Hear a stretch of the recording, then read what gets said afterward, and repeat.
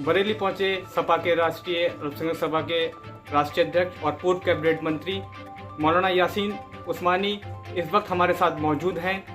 वो यहाँ भोजपुरा विधानसभा में हुई एक सभा में पहुंचे थे एज ए चीफ गेस्ट। उन्होंने यहाँ भाजपा और अन्य विपक्षी दलों पर जमकर निशाना साधा है। उनसे बात करेंगे कि आगामी चुनावों को लेकर और समाजवादी पार्टी की नीतियों को लेकर, इसके अलावा जो प्रदेश के अंदर आज हालात हैं उन पर उनका क्या कहना है। समाचार भारत में आपका बहुत बहुत स्वागत है। मेरा पहला क्वेश्चन, बरेली आने का आपका मकसद, मोटिव। आज ही तसव्वुर साहब ने प्रोग्राम यहाँ पार्टी के सिलसिले में रखा था, तो उसमें मैं आया था।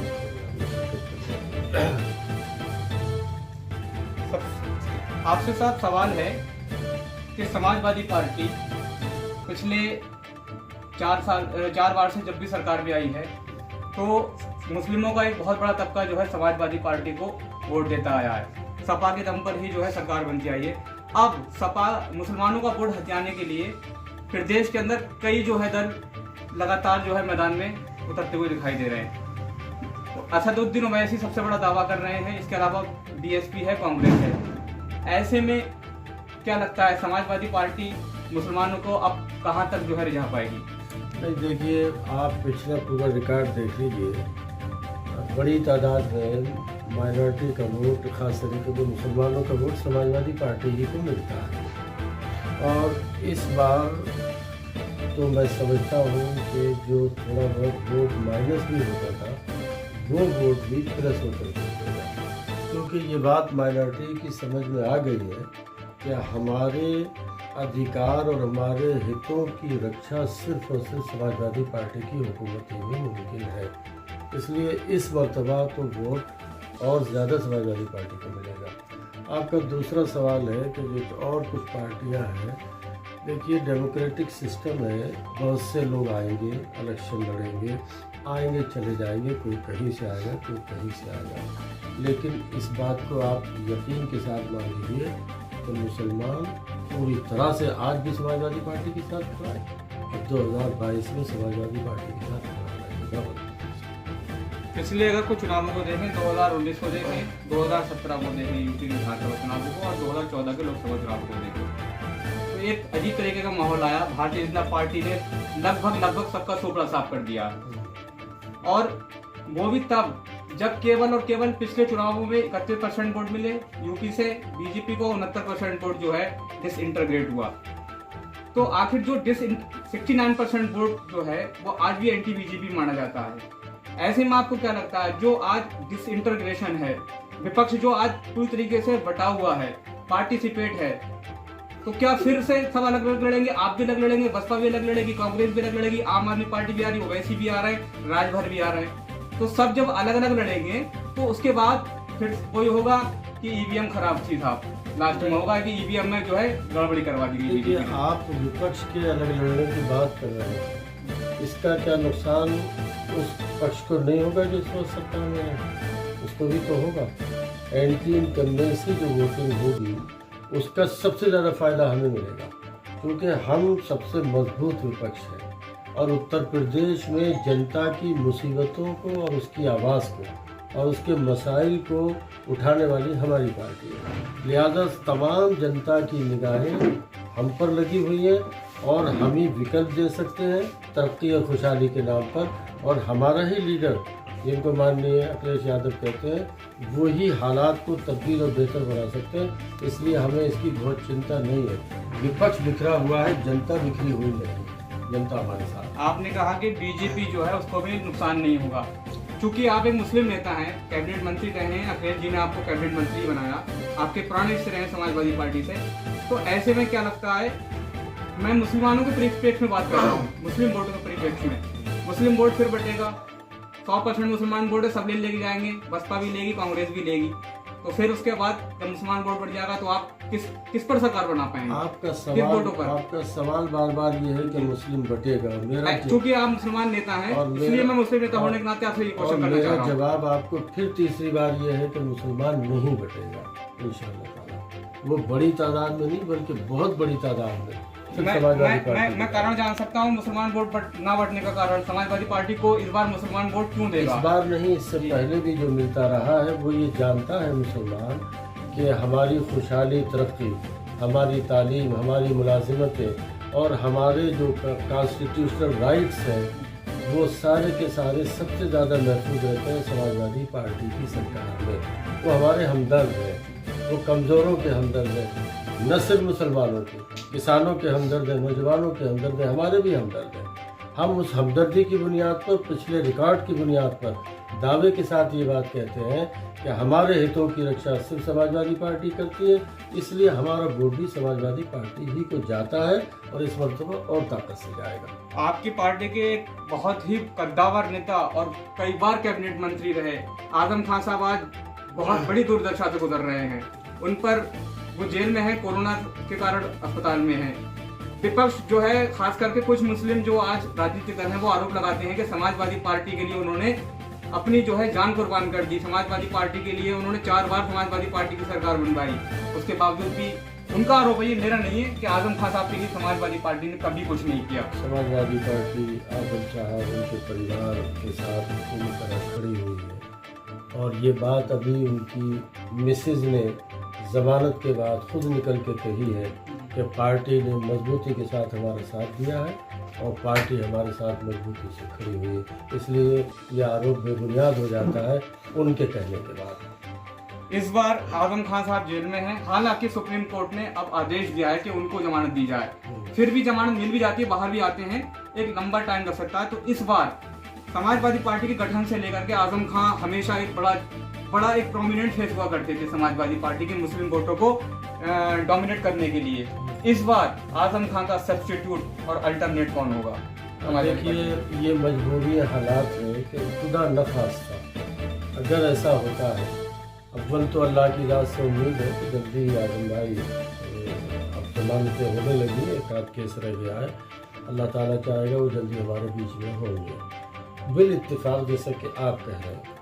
अगर ऐसा होता भी है तो आजम साहब इस कद के लीडर हैं कि उनका वहाँ से आने वाला पैगाम भी खुद असरअंदाज होगा अपनी मिल्लत पर।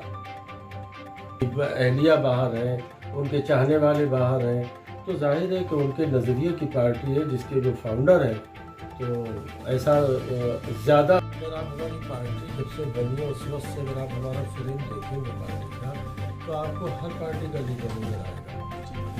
और हमें तमाम पार्टी के वोट अगर नहीं मिल रहे होते तो हम कैसे यहाँ कोई करवा सकते, नहीं था। क्योंकि विपक्ष के पास जब कुछ कहने को नहीं होता है तो वो उसके पास यही इल्ज़ाम होता है कि भैया एमवाई की पार्टी है। ऐसा कभी नहीं रहा है कि हमारी पार्टी सिर्फ एमवाई की पार्टी रही है।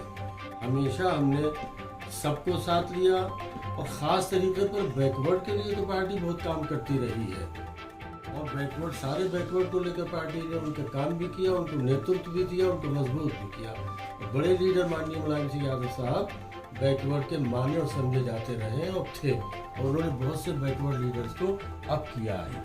तो ये इल्ज़ाम पहले ही से मैं इसके बेबुनियाद मानता हूँ।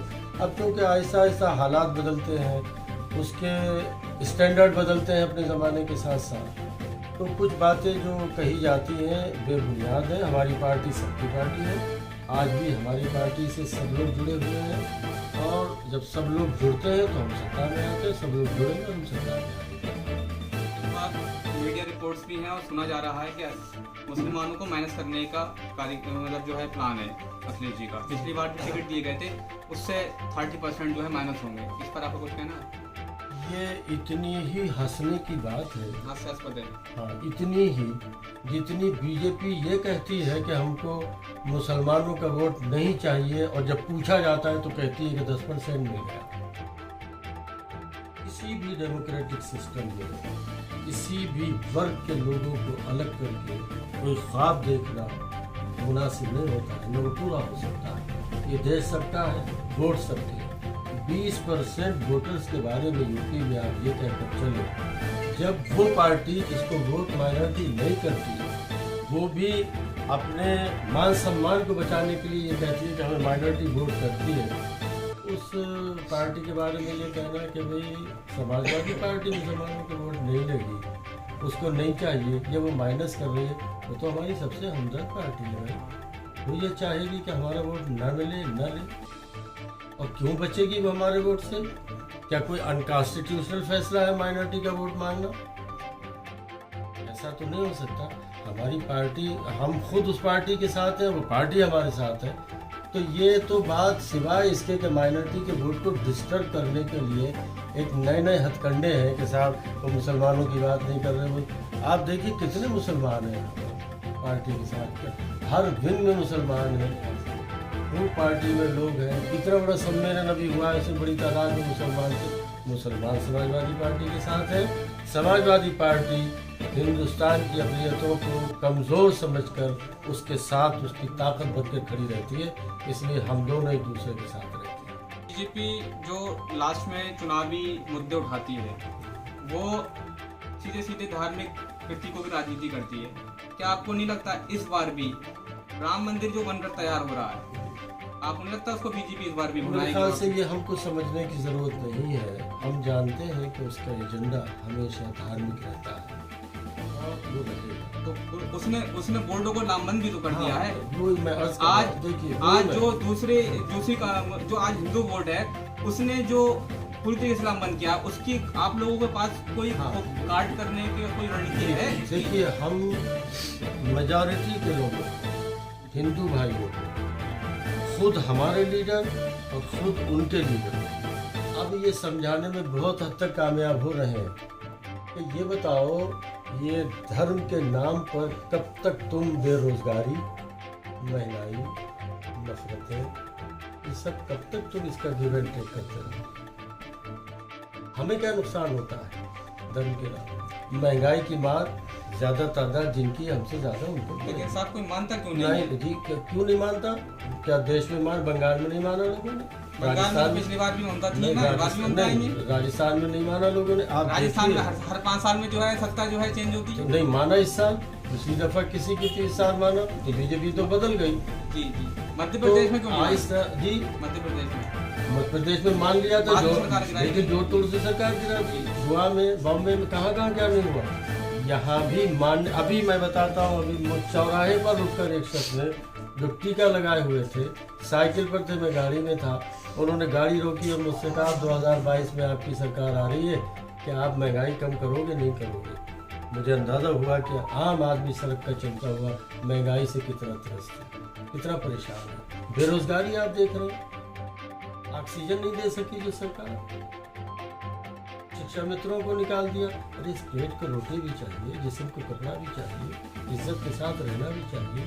क्या सिर्फ यही होता रहेगा? पेट खाली रहेगा क्या जो है इबादत से कैसे करेगा आदमी?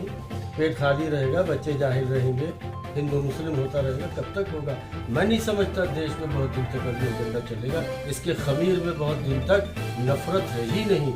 ये सूफी संतों का देश है, ये लौट के फिर अपनी जगह पर आएगा। हिंदू मुसलमान मिलकर प्यार से इस देश की धुरी पर रहकर ये मुल्क अपने रास्ते पर जल्दी चलना शुरू हो जाएगा। चैनल को लाइक करें, शेयर करें और सब्सक्राइब करें।